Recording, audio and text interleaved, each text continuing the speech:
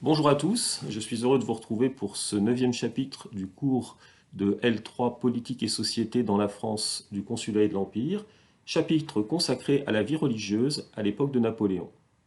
Napoléon, on le sait, est agnostique, il a perdu la foi au moment de ses études au collège de Brienne, mais il est aussi un admirateur des philosophes des Lumières, et comme Rousseau par exemple, il est conscient que la religion est un élément important pour l'ordre social, et il ne cessera tout au long de ses années de règne de manifester cette intention de s'appuyer sur les religions, et pas seulement sur la religion catholique comme c'était le cas sous l'Ancien Régime. Il reste attaché au pluralisme religieux, il veut défendre ce principe qui a été érigé par la Déclaration des droits de l'homme et du citoyen en 1789, c'est-à-dire la liberté religieuse. Nul ne peut être inquiété pour ses opinions, même religieuses, pourvu qu'elles ne portent pas atteinte à l'ordre public établi par la loi. C'est en substance les termes de cet article 10. Et donc, il va façonner une nouvelle organisation, ce que l'on va appeler l'organisation des cultes reconnus, après avoir signé avec le pape un concordat, nous l'avions vu dans un précédent chapitre, en 1801, et après avoir élaboré la loi du 18 germinal en 10, 8 avril 1802, qui contient à la fois le concordat signé avec le pape, mais aussi des articles organiques qui organisent le culte catholique d'un côté, mais également deux cultes protestants, le culte réformé ou calviniste et le culte de la confession d'Augsbourg ou culte luthérien. Nous allons voir, après donc avoir examiné précédemment cette réorganisation, cette législation, nous allons voir comment ces cultes se développent au cours de la période et comment aussi Napoléon a cherché à les instrumentaliser pour les faire servir à son pouvoir. J'évoquerai dans une première partie la reconstruction de l'Église catholique et dans un premier point la réorganisation concordataire. La réorganisation concordataire s'établit au lendemain du vote de la loi du 18 germinal en 10 et commence par la nomination des évêques dans un cadre qui a été alors fixé par Napoléon Bonaparte, qui est le cadre de 60 diocèses, si l'on prend en compte la France de l'époque, c'est-à-dire en incluant les départements belges et rhénans. Si l'on se limite à la France hexagonale, cela représente 52 diocèses, il y en a en effet 8 pour les départements belges et rhénans. Dans ces 60 diocèses, on va nommer donc 60 évêques, avec pour principe l'amalgame entre les deux clergés d'Ancien Régime et les deux épiscopats en particulier d'Ancien Régime et de la Révolution. Autrement dit, Bonaparte décide que l'on nommera 16 évêques d'Ancien Régime. En réalité, dans un premier temps, il y en aura 18 parce que 2 meurent très rapidement, 12 évêques constitutionnels et les 32 autres évêques seront recrutés parmi le clergé du second ordre, avec une particularité, c'est que le clergé réfractaire, celui qui a donc refusé la constitution civile du clergé en 1790-1791, est très largement dominateur, puisque 5 prêtres du clergé constitutionnel seulement sont recrutés, parmi lesquels, du reste, le propre oncle de Napoléon Bonaparte, Fesch, l'abbé Fesch, qui avait quitté l'Église, qui y revient et qui finira sa carrière comme cardinal. Ces évêques, une fois nommés, reçoivent l'investiture canonique du pape par l'intermédiaire du légat du pape, le cardinal Caprara, qui est venu à Paris à la fin de 1801, et vont pouvoir ensuite regagner leur diocèse, où ils organisent, en collaboration avec les préfets, la vie du diocèse, avec en particulier le découpage des paroisses et la nomination des prêtres qui, dans l'ensemble, voient aussi une domination du clergé réfractaire. On peut même dire que les anciens constitutionnels sont dans la plupart des cas victimes d'ostracisme. On les envoie généralement dans les paroisses les moins reluisantes du diocèse, et dans certains cas même, ils sont pourchassés par leurs évêques anciens réfractaires qui leur demandent de renier leur serment de 1791, ce qui va créer des tensions un peu partout en France. Cette réorganisation, elle s'opère sur la base hiérarchique que j'ai sans doute déjà évoquée, c'est-à-dire qu'au niveau des cantons, on a un curé dit inamovible, c'est un curé de canton qui est mieux payé que les autres curés, qui prennent eux le nom de desservants, Le desservant, c'est en fait le curé des autres paroisses, qui a la particularité au début de la période d'être rémunéré par les communes, et puis rapidement, on s'aperçoit que les communes ne parviennent pas à correctement rémunérer ces prêtres, et donc Napoléon décide de les prendre en charge sur le budget de l'État, mais ils reçoivent des sommes relativement faibles, 400 francs par an par exemple. Cette organisation donc se met en place, mais il ne faudrait pas imaginer que toutes les paroisses ont du jour au lendemain un prêtre à leur tête. Il reste encore beaucoup de vides, et en particulier des prêtres qui sont donc obligés, comme on dit, de biner, c'est-à-dire de desservir deux paroisses. Venons-en dans un second temps à la reprise de la vie religieuse.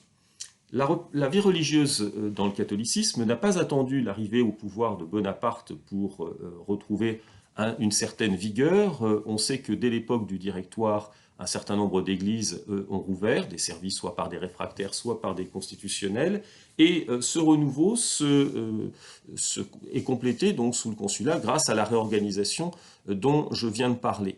Désormais, les catholiques sont pour la plupart baptisés, se marient à l'église, se font enterrer religieusement. Il n'y a quasiment plus d'exception à ce qui est une sorte de règle, ou des exceptions très rares que l'on peut retrouver notamment en ville.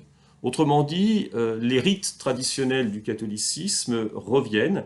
En revanche, il y a une réalité qui demeure, c'est que la période de la déchristianisation et donc l'habitude prise, qui était déjà perceptible du reste sous l'Ancien Régime, l'habitude prise de ne pas se rendre à la messe le dimanche dans certaines régions, ou de ne pas communier dans le temps pascal. Je vous rappelle que l'Église catholique prescrit une communion obligatoire au moins une fois par an, et en principe dans le temps de Pâques, ce qui permet du reste de déterminer la pratique religieuse, l'attachement des catholiques à la pratique régulière, et cela permet de montrer qu'il y a des différences régionales entre des régions très catholiques, comme l'ouest de la France, la Bretagne en particulier, mais aussi les départements du sud-est du Massif central, comme l'Aveyron par exemple, sont des régions, ou le Pays basque, sont des régions donc, de fortes pratiques religieuses. On pourrait aussi y ajouter le nord et l'est. En revanche, il y a déjà des régions qui sont relativement détachées par rapport aux pratiques religieuses. Je pense en particulier au bassin parisien, à Paris notamment, où un basculement religieux, pour reprendre l'expression de Pierre Chenu, est apparu dès 1750, et les campagnes du bassin parisien sont également, pour certaines d'entre elles, détachées. Et de ce point de vue, la Révolution française, avec la politique de déchristianisation, n'a fait qu'amplifier un phénomène qui était déjà perceptible, mais les habitants qui ne se rendent plus à l'église n'y reviendront plus qu'occasionnellement pour les grandes fêtes. Ils se détachent donc progressivement des pratiques religieuses. Et le phénomène que l'on constate dans ces régions comme dans d'autres, du reste, c'est une différence entre la pratique féminine et la pratique masculine. Il y a de plus en plus d'hommes qui renoncent à pratiquer, si bien que l'on assiste à ce que l'on appelle un dimorphisme sexuel, qui est perceptible surtout dans les régions en voie de détachement. Alors ces différences, elles peuvent être aussi entre villes et campagne. Il y a un des observateurs de l'époque qui est assez précieux, c'est le préfet de Seine-Inférieure, Beugnot, qui en 1805 décrit des différences notables entre la pratique dans les campagnes et celle qu'il constate à Rouen, qui est très faible, explique-t-il. Il voit aussi des distinctions régionales à l'intérieur de son département, qui sont devenues classiques, entre un pays de Caux très pratiquant et un pays de Bray déjà plus détaché à l'égard des pratiques religieuses. Ça, ce sont les pratiques générales, donc la pratique régulière, faite de l'assistance à la messe du dimanche, faite aussi de la pratique de la communion pascale. Mais il y a aussi d'autres signes de reprise religieuse, par exemple la reprise des pèlerinages qui connaissent un certain succès sous l'Empire. Alors ce ne sont pas des pèlerinages vers de très lointaines destinations, mais des pèlerinages aux sanctuaires locaux, qui ont d'ailleurs souvent aussi une forme de superstition lorsque, par exemple, on se rend à tel ou tel, prier tel ou tel saint pour qu'une femme tombe enceinte, par exemple, ou pour appeler à sauver tel ou tel troupeau menacé de maladie. Donc, ces pèlerinages existent, de même qu'on voit le renouveau aussi des processions, en particulier dans les régions rurales, mais aussi en ville. En ville, c'est plus compliqué parce que théoriquement, elles sont interdites là où il y a des temples protestants, mais elles peuvent être autorisées ailleurs, et elles manifestent cette vitalité religieuse après les années de la Révolution. On voit aussi se développer à partir de 1804 les missions intérieures, c'est-à-dire des groupes de missionnaires qui appartiennent à des congrégations dédiées à cela, qui sillonnent les campagnes ou les villes, souvent précisément viennent dans les régions les plus détachées des pratiques pour tenter de faire revivre le culte dans ces régions.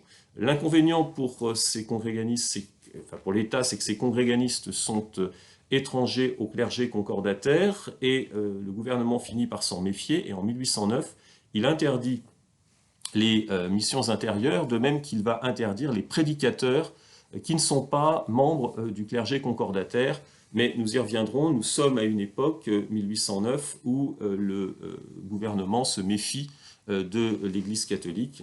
C'est l'époque de la crise avec le pape, sur laquelle je reviendrai dans la troisième partie. Cela m'amène à parler dans un troisième point de cette première partie à l'Église catholique, soutien du régime napoléonien. Dès le Concordat, Napoléon Bonaparte a fait inscrire l'idée que le catholicisme était la religion de la grande majorité des citoyens français. Souverain, chef d'État d'abord, puis souverain d'un pays majoritairement catholique, Napoléon considère qu'il doit être lui aussi de confession catholique, même si personnellement il est agnostique et le restera jusqu'à la fin de sa vie, même s'il s'interroge sur l'existence de Dieu, par exemple à Sainte-Hélène. Mais il se considère comme un souverain catholique, et du reste, dès la signature du Concordat en 1802, il a réinstallé une chapelle aux Tuileries et assiste à la messe le dimanche, mais il ne communie jamais, même pas dans le temps pascal. Et puis surtout, avec la création de l'Empire, nous l'avons évoqué, il s'appuie fortement sur le catholicisme en organisant une cérémonie religieuse, un sacre, le 2 décembre 1804, qui manifeste d'une certaine manière la restauration d'une monarchie chrétienne en France.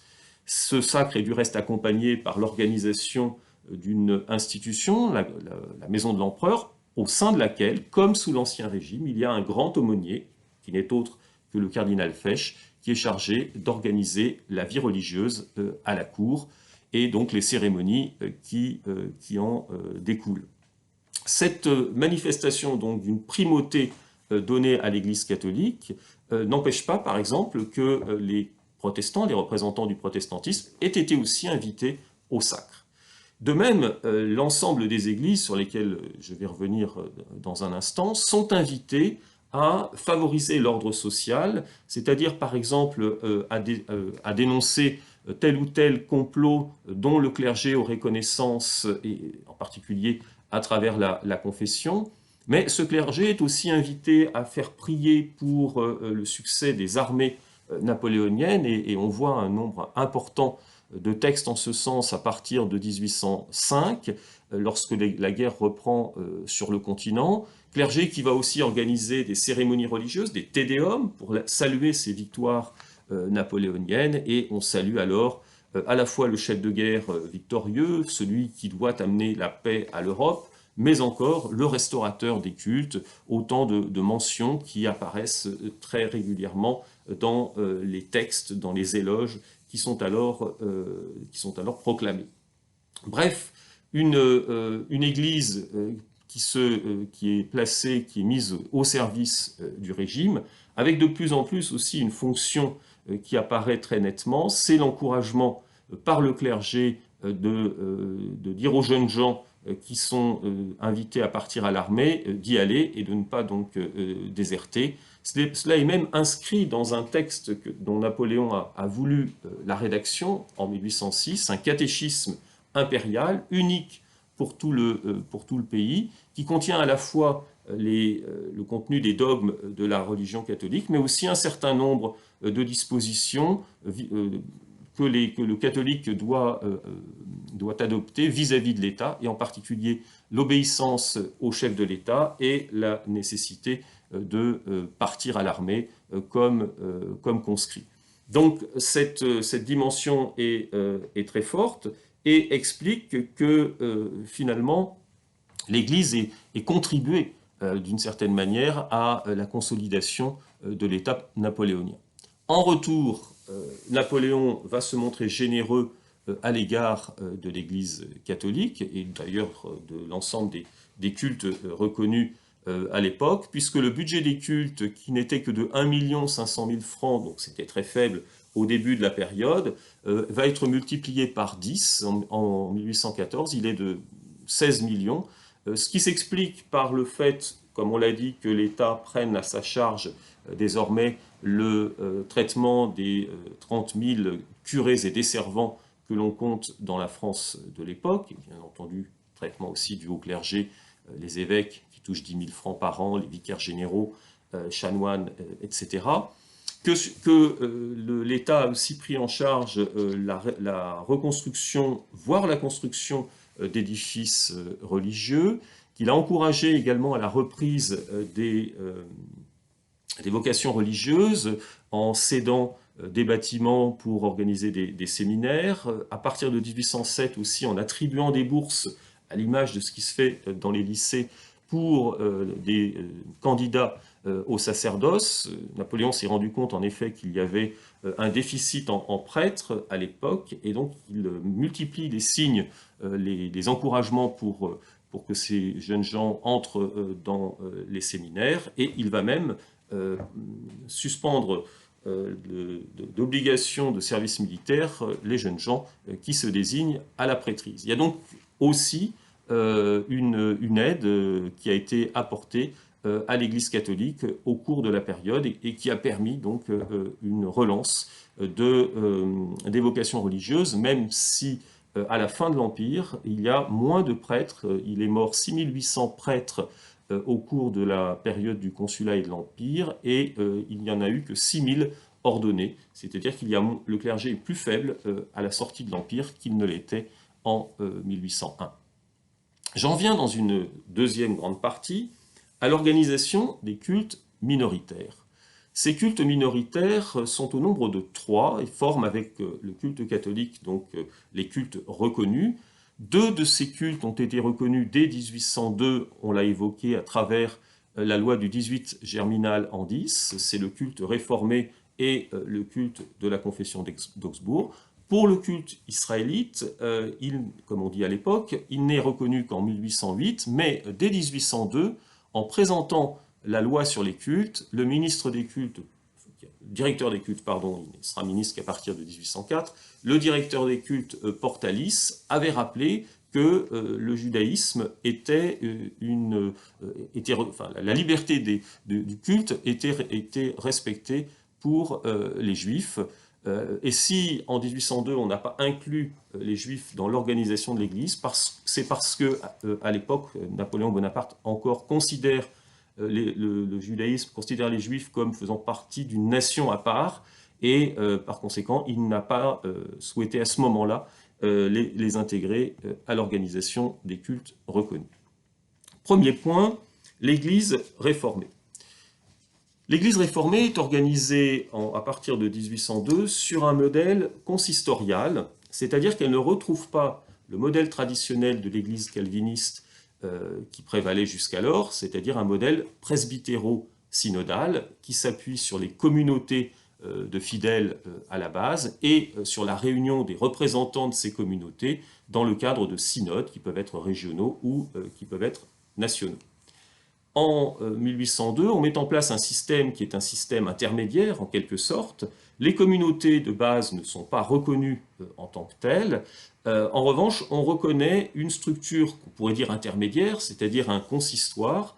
Le consistoire est une assemblée, c'est une église en quelque sorte, qui réunit en principe 6000 protestants, 6000 protestants dans un cadre régional. Théoriquement, un consistoire au moins par département, mais il peut y avoir plusieurs consistoires dans un même département, puisque un certain nombre de ces départements, je pense par exemple au Gard ou à la Lozère, ont des communautés très fortes de réformés. Donc une église consistoriale qui peut avoir en son sein plusieurs communautés et donc plusieurs pasteurs.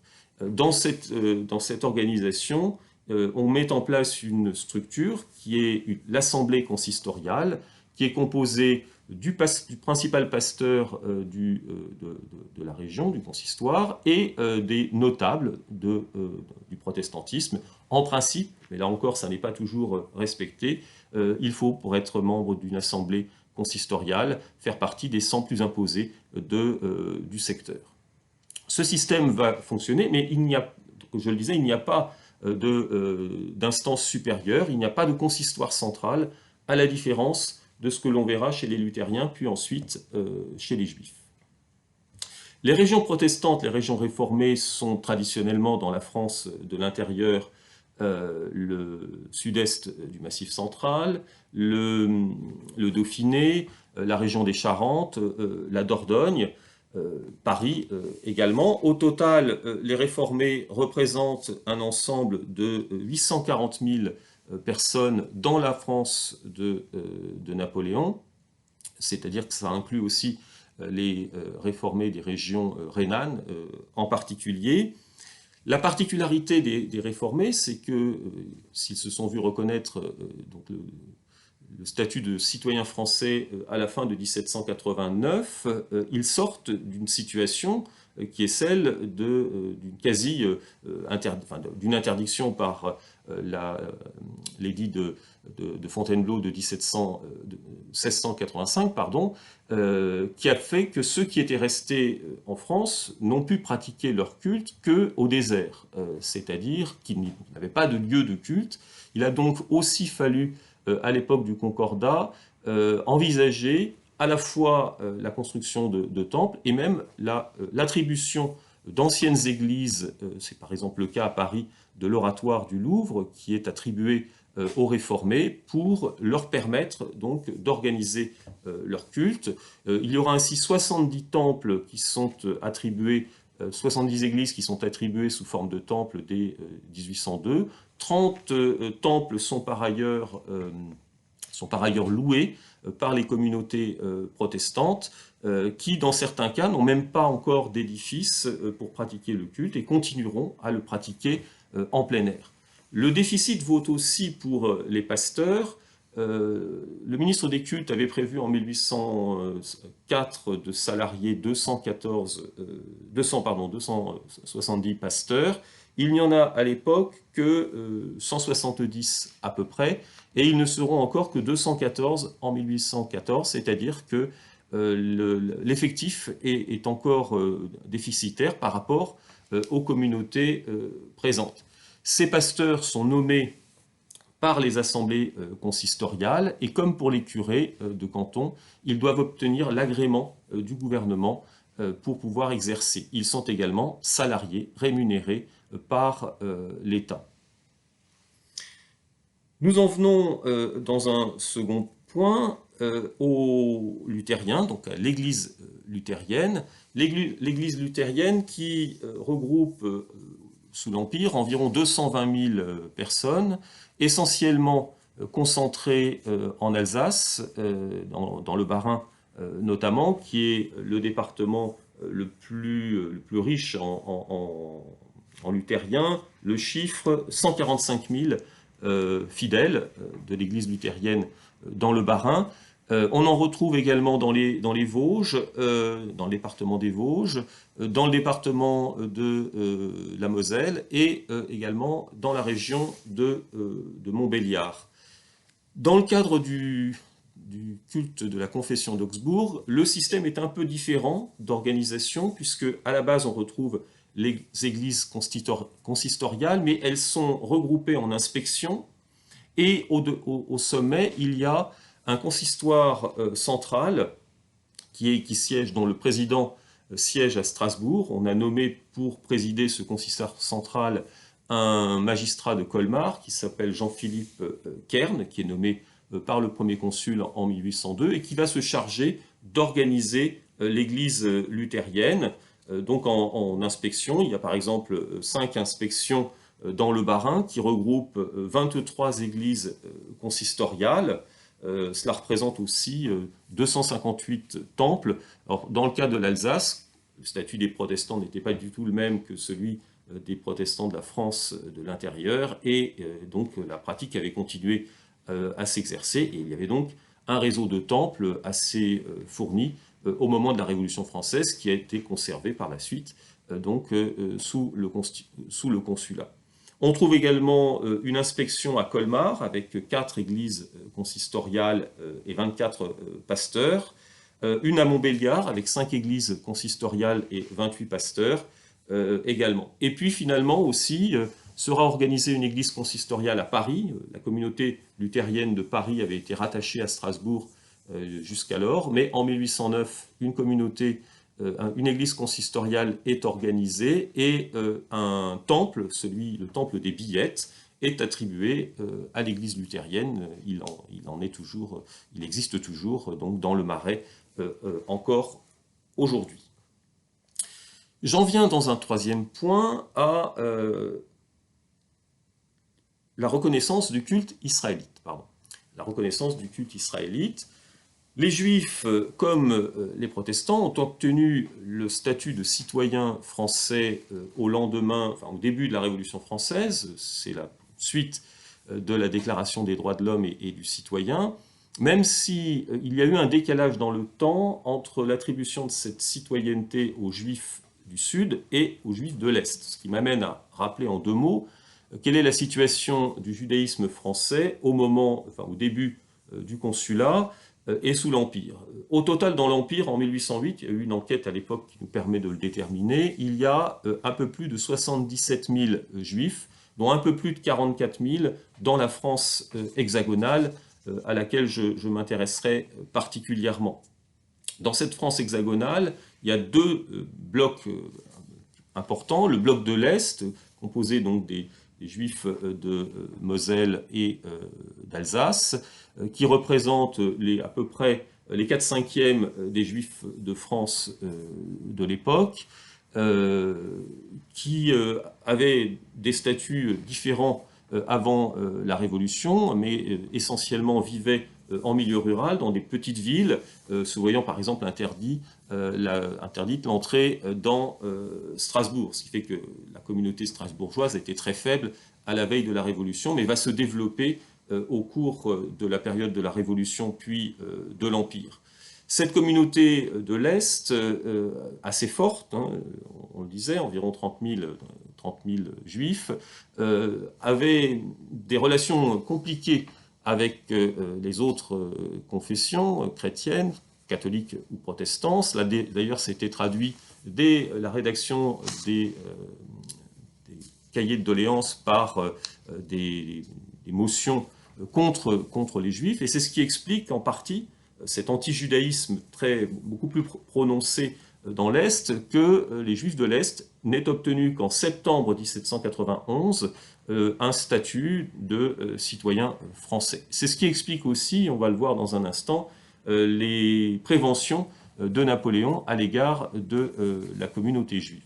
Et puis il y a les Juifs du Sud, ceux du Sud-Ouest, de Bordeaux et de Bayonne en particulier, beaucoup plus intégrés. Ce sont des Juifs dits portugais ou espagnols qui sont arrivés à la suite de l'éviction des Juifs de la péninsule ibérique. Et puis il y a un troisième groupe, donc les Juifs du Sud-Ouest sont environ 3000, 1000 à Bayonne à peu près, et 2000 à Bordeaux. Et il y a les Juifs du Sud-Est, les Juifs en particulier du comtat venessin, les Juifs du Pape, présents à Avignon, à Carpentras, à Orange, et donc une partie a déjà commencé à émigrer, notamment vers les villes du Sud, comme Marseille ou Aix-en-Provence. Les Juifs du Sud, et c'est précisé d'ailleurs par le texte qui le dessine, ont obtenu, eux, la citoyenneté française dès janvier 1790.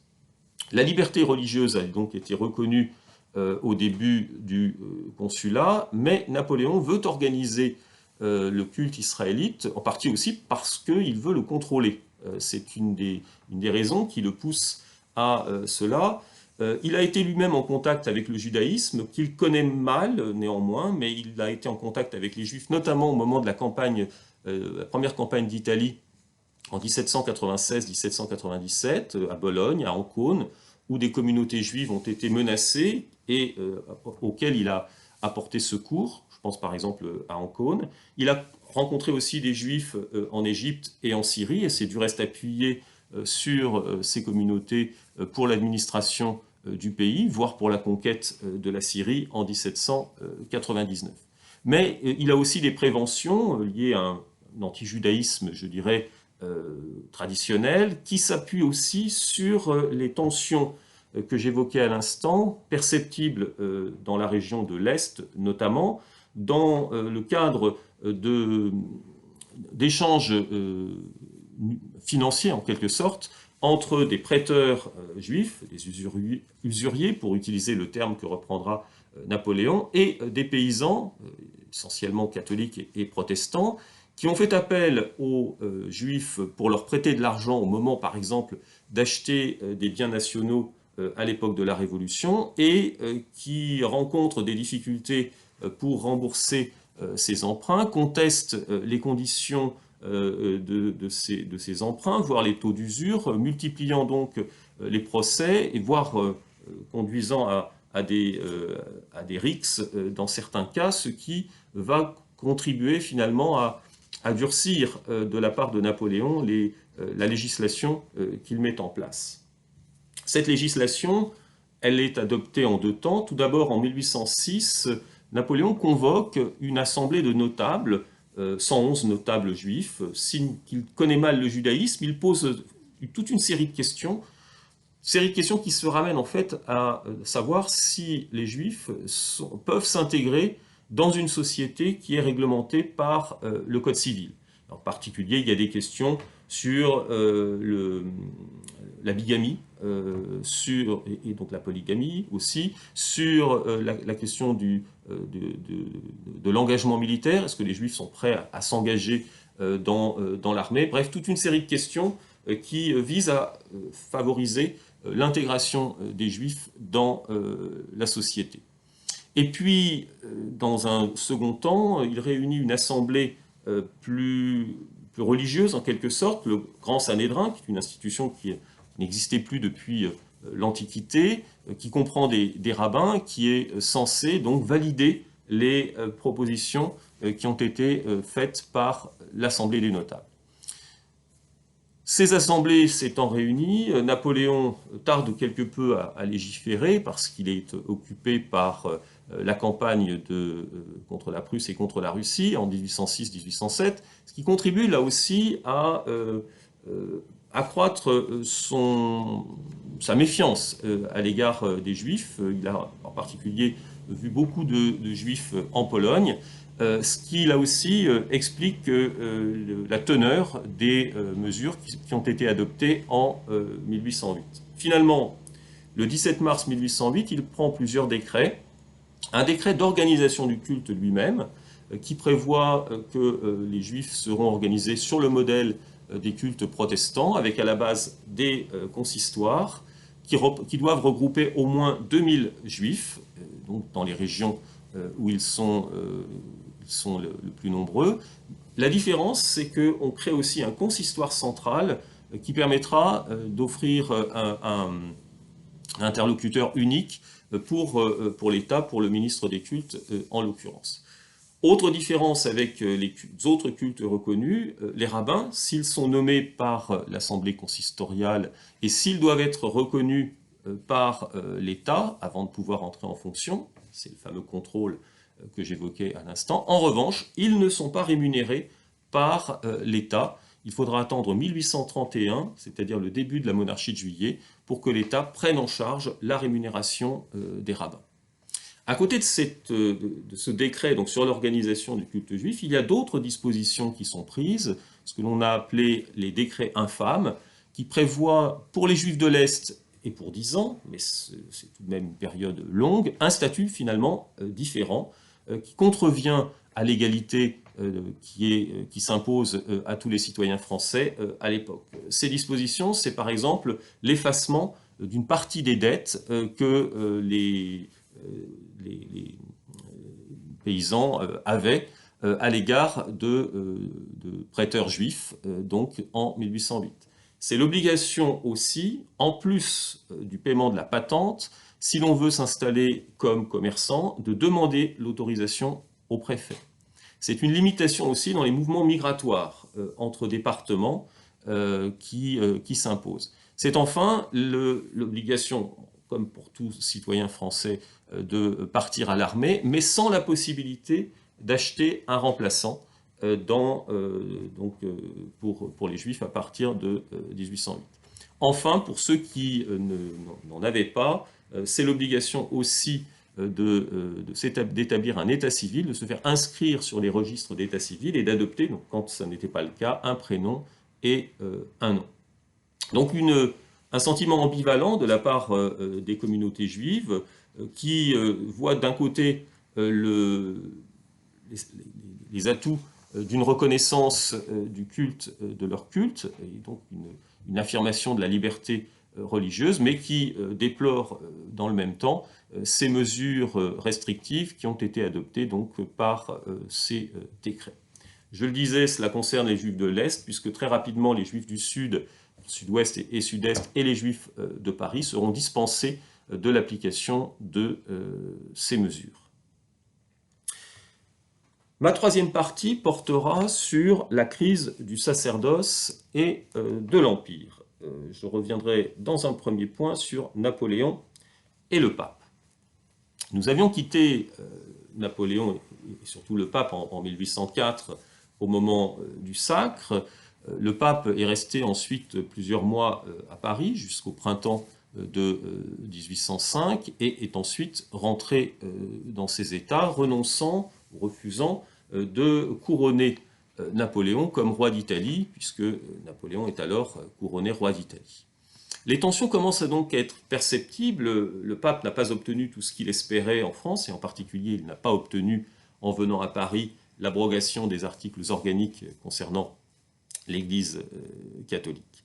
Et puis, les tensions vont s'aviver à partir de 1806, en particulier parce que le pape a apporté son soutien à la coalition formée par l'Autriche, la Russie, mais aussi le royaume de Naples, ce qui mécontente Napoléon, qui va faire occuper une partie des côtes des États pontificaux, et puis de fil en aiguille, prendre progressivement la main sur ces États pontificaux, lesquels seront finalement annexés purement et simplement en 1809, créant donc une sorte de divorce entre Napoléon et le pape.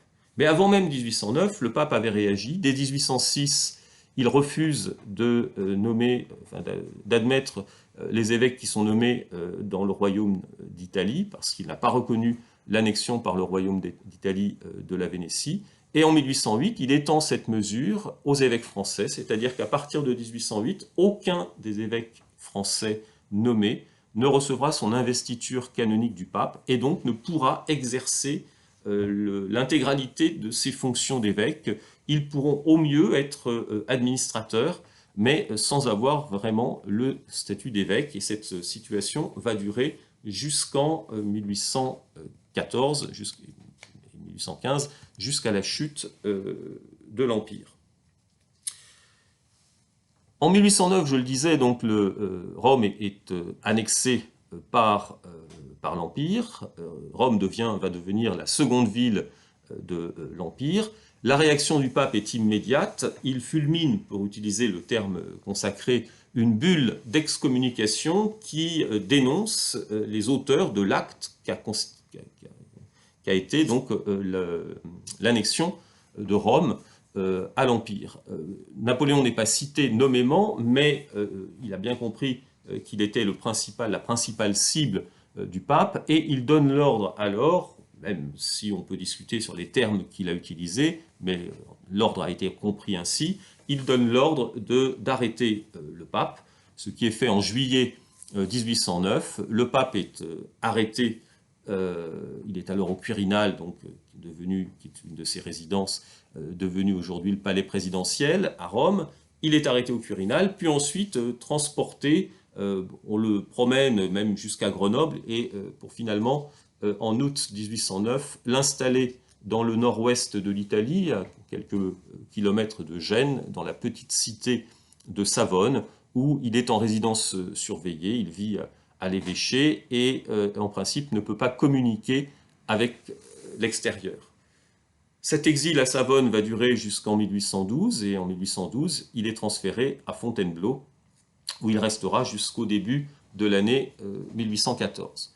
C'est pendant cette période que Napoléon a cherché à régler la question de l'investiture canonique des évêques, d'abord en lui envoyant des représentants pour tenter de le faiblir, de le faire céder, puis ensuite en l'invitant à venir s'installer à Paris. Napoléon, dès 1809, a le projet d'installer la papauté à Paris. On a d'ailleurs transféré les différents éléments du Saint-Siège, et en particulier des archives, mais l'ensemble des congrégations qui forment la curie romaine ont été invitées à se déplacer à Paris. On a fait venir les cardinaux de Rome à Paris. On a engagé des travaux à l'archevêché pour y accueillir le pape, mais celui-ci se refuse à venir à Paris, de même qu'il se refuse à traiter de l'investiture canonique des évêques. Finalement, Napoléon va réunir en 1811 un concile national, plus de 100 évêques de France, d'Italie, d'Allemagne sont réunis pour traiter de cette question, ce qui va créer des tensions. Finalement, l'Assemblée décide qu'un évêque pourra être reconnu, son investiture canonique pourra être donnée par un autre évêque de la même région, mais le pape fait savoir qu'une décision d'un concile n'est valable que si lui-même la sanctionne, ce qui n'est pas le cas, et donc la situation va rester en l'état. La crise qui naît donc à partir de 1809 entre le pape et Napoléon, crise dite du sacerdoce et de l'Empire, aura des effets sur les catholiques français, ce que l'on va voir dans un second point, la résistance des catholiques à Napoléon. Ces catholiques avaient dans l'ensemble approuvé la politique religieuse de Napoléon, qui était apparu comme le restaurateur des cultes. À une petite nuance près, il était resté sur le territoire ce que l'on appelle la petite église, surtout forte dans l'ouest, dans la région de Toulouse, dans la région lyonnaise, dans la région de Vendôme. Petite église formée de prêtres qui ont refusé le concordat et qui ont continué à dispenser le culte clandestinement auprès de fidèles français qui leur sont restés fidèles. Et en général, en relation avec les évêques restés en exil, qui eux aussi ont refusé l'approbation du concordat. Cette petite église a été pourchassée par le gouvernement, avec l'aide du reste des évêques concordataires, mais elle forme un noyau d'opposition qui demeure pendant toute la période. Mais à partir de 1809, c'est une partie des catholiques dans leur ensemble qui vont basculer dans l'opposition à Napoléon, en tout cas dans le soutien au pape, alors qu'il n'est pas encore massif, mais des réseaux s'organisent, en particulier des réseaux cléricaux, qui depuis Savone vont diffuser la bulle d'excommunication, qui est théoriquement interdite, comme on peut l'imaginer. Napoléon en a interdit la publication, mais elle est diffusée, elle est recopiée à la main, parfois même imprimée, et elle va circuler ainsi à travers le pays, et malgré la censure qui s'impose, et qui, en vertu de laquelle finalement on ne dit rien des affaires du pape, on finit par savoir que le pape est en résidence surveillée, et qu'il cherche donc à mobiliser les fidèles. Cette organisation va d'ailleurs se structurer puisqu'elle s'appuie sur des associations de prière, par exemple la fameuse congrégation qui était née en 1801, qui comprend à la fois des laïcs et des prêtres, et qui jouera un rôle surtout sous la Restauration, et cette association qui donne naissance à une autre association plus politique en 1810, l'association des Chevaliers de la Foi, qui est fondée par les frères de Berthier de Sauvigny, avec en perspective le modèle de la maçonnerie, de la franc-maçonnerie, c'est-à-dire une société secrète qui vise naturellement, dans le cadre que j'évoquais, à soutenir le pape, mais aussi à préparer une insurrection royaliste. Cette association qui s'appuie donc sur les réseaux royalistes qui étaient en sommeil depuis la fin de la Révolution, notamment dans le sud-ouest, dans l'ouest, la région toulousaine. Cette association est aussi en relation avec Louis XVIII, donc le prétendant au trône, qui est en Angleterre, et qui donc va correspondre avec cette association. Alors, elle n'aura pas un effet extraordinaire, puisque l'insurrection qu'elle prépare en 1814, au moment de la chute, avant la chute de Napoléon, échoue piteusement, mais en fait, les cadres de cette association vont servir pour l'époque de la Restauration, et beaucoup de ceux qui ont fait partie de cette association vont ensuite servir le régime de la Restauration. Alors sans attendre 1814, Napoléon a pris les devants, et à partir de 1809, il mène une politique qui est une politique finalement rigoureuse à l'égard des catholiques. Il fait surveiller davantage le clergé, n'hésite pas à emprisonner des prêtres qui se seraient montrés opposants à sa politique. Il y a des prêtres donc qui sont arrêtés. L'un d'entre eux, l'un des plus fameux, c'est l'abbé d'Astros au début de 1810, qui est accusé justement d'être en relation avec le pape, au début de 1811. De même, au moment du concile de 1811, de juin 1811, 3 évêques sont arrêtés et emprisonnés à Vincennes pour avoir manifesté leur soutien au pape et leur hostilité donc au projet de Napoléon. Donc il y a une politique coercitive à l'égard du clergé qui est manifeste. Il y a aussi une interdiction à partir de 1809, je l'ai dit, des prédicateurs, mais aussi des congrégations religieuses qui jusqu'alors étaient reconnues par l'État, et notamment les congrégations missionnaires, qui sont interdites. Il est vrai qu'en 1809, toutes les colonies françaises ayant été occupées par les Anglais, la perspective d'envoyer des prêtres à l'autre bout du monde s'efface, mais surtout, ces congrégations sont considérées comme des soutiens de la papauté. Enfin, en 1811, Napoléon va limiter les petits séminaires par une décision prise donc en novembre 1811. Il limite le nombre des petits séminaires qui sont réduits à 1 par département et oblige les élèves de ces séminaires à fréquenter le collège ou le lycée local, ce qui oblige à implanter le petit séminaire près d'un établissement d'État. L'objectif pour Napoléon, c'est de reprendre la main sur la formation de ces jeunes catholiques, dont tous, du reste, ne se destinaient pas à la prêtrise. Alors la mesure n'a guère le temps d'être mise en application, puisque prise en novembre 1811, elle n'est mise en place qu'à l'été, qu'à la rentrée de 1812, mais c'est tout de même un signe de la volonté de Napoléon de contrôler la vie de l'Église et de faire savoir au pape donc, que c'est lui le véritable chef de l'Église en France, chef de l'Église gallicane, il ne cesse de le rappeler, et d'ailleurs, il a rendu obligatoire l'enseignement de la déclaration des 4 articles de 1682, qui est la charte du gallicanisme en France. C'est aussi un moyen d'expliquer qu'il n'a pas besoin du pape pour faire régner l'ordre dans l'Église catholique en France. Ce qui m'amène, dans un troisième temps, de cette troisième partie, à évoquer, in fine, l'échec du concordat de Fontainebleau. Napoléon a fait revenir, on l'a rappelé, le pape à Fontainebleau, où il avait déjà vécu au moment du sacre. Il le fait revenir en juin 1812, au moment où il part pour la campagne de Russie, parce qu'il craint que les Anglais ne débarquent à Savone et ne capturent le pape. À Fontainebleau, donc, le pape vit complètement isolé, il n'a pratiquement personne de son entourage à ses côtés, Et il voit arriver soudain, en janvier 1813, un empereur, Napoléon, qui vient de rentrer quelques jours plus tôt de la campagne de Russie, qui a été, comme vous le savez, un désastre.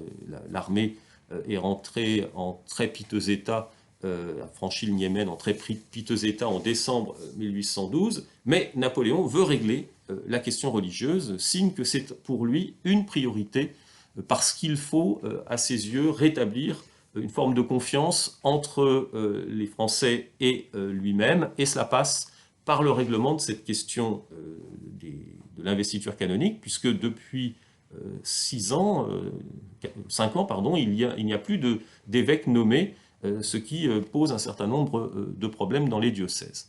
Il se rend donc à Fontainebleau, prétextant une chasse, et va convaincre le pape de signer un nouveau concordat, qu'on va appeler le concordat de Fontainebleau, qui est en réalité un aménagement du concordat de 1801, qui prévoit que le pape pourra retourner à Rome et donc, se verra restituer un pouvoir temporel sur Rome. En revanche, il accepte, à travers ce concordat, de déléguer sa capacité à investir canoniquement les évêques à l'évêque le plus ancien ou au métropolitain de la région concernée. C'est alors une sorte d'enthousiasme qui s'empare des milieux proches de Napoléon, Marie-Louise en particulier. Les cardinaux qui avaient été bannis, qui avaient été placés en résidence surveillée parce qu'ils avaient, pour 13 d'entre eux, refusé d'assister à la messe du mariage de Napoléon, sont libérés, vont pouvoir venir à la rencontre du pape. Et celui-ci se rend compte très vite qu'il a été en quelque sorte le jouet de Napoléon. Il va récuser sa signature en mars 1813. Il a aussi compris à ce moment-là, la 6e coalition est en train de se former, il a aussi compris que l'avenir de Napoléon n'était peut-être plus aussi rose, et donc il préfère reprendre son autonomie, et c'est la situation qui prévaudra jusqu'à la fin de l'Empire, puisque le pape va rester à Fontainebleau jusqu'en janvier 1814.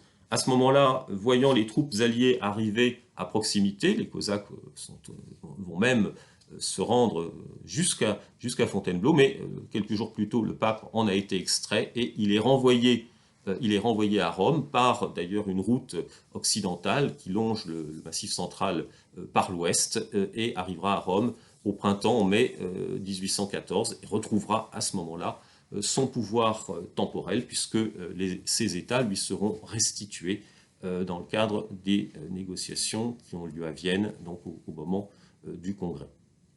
Donc vous le voyez, Napoléon, qui avait voulu donner l'image d'un restaurateur des cultes en 1802, n'a pas totalement rempli cette tâche, en quelque sorte, puisque si en effet on peut considérer qu'il y a un pluralisme religieux dans la France napoléonienne, ce pluralisme religieux n'empêche pas une contrainte forte sur l'organisation des églises, qui sont extrêmement surveillées, dont les actes du clergé sont surveillés, et en particulier lorsque la crise s'engage, c'est-à-dire lorsqu'apparaissent les difficultés nées des déboires militaires de Napoléon à partir de 1812. Le paradoxe de cette histoire, c'est que en 1814, une des premières choses que souhaitent faire les royalistes qui reprennent le pouvoir, c'est de se débarrasser du concordat. Ils engagent une négociation avec le pape en ce sens, mais cette négociation n'aboutira pas complètement en tout cas, si bien que le concordat de 1801, détesté par les royalistes, demeurera en l'état en France. Et c'est ce qui explique qu'avec lui, la loi du 18 Germinal en 10 restera la loi commune au pays jusqu'à la séparation des églises et de l'État en décembre 1905.